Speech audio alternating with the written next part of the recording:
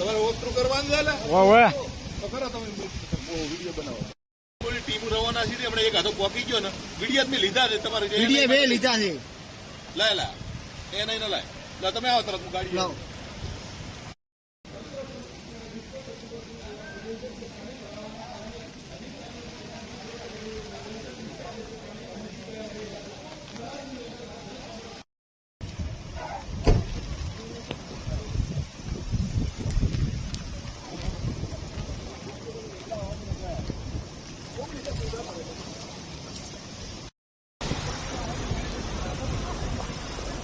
એટલે ઉભા તો એ ઉભારો ગાડી રાખો યાર.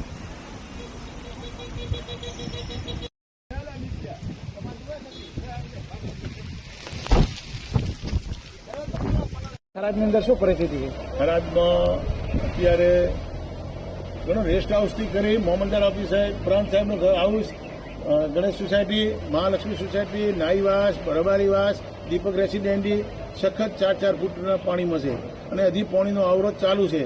થરાદ મીઠા હાઈવે એ 4 ફૂટ કમ્પ્લીટ કોલેજથી કરીને ભારતમાલા સુધી પેક છે. એટલે બધું અત્યારે પાણીની વિવિધ પરિસ્થિતિ, પાણીનો આવડો ઘણો છે.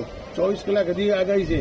અને સરસ લોકોની શું પરિસ્થિતિ? ઘરોમાં કેવા પાણી? ઘરોમાં અમુક ઘરો સ્થળાંતર રાતે કરાવી નાખ્યા તો જો ત્યારથી સૂચના આપવામાં આવી હતી તંત્રએ, એટલે ત્યારથી સ્થળાંતર થઈ ગયા ખાસો, પણ હજી અમુક સ્થળાંતર નથી થયો. આ ફ્લેટમાં હજી બધા ઉપર છે એનું સ્થળાંતર કરવા માટે ફાયર થરાદ નગરપાલિકા ફાયર બ્રિગેડ આવી ગયું છે.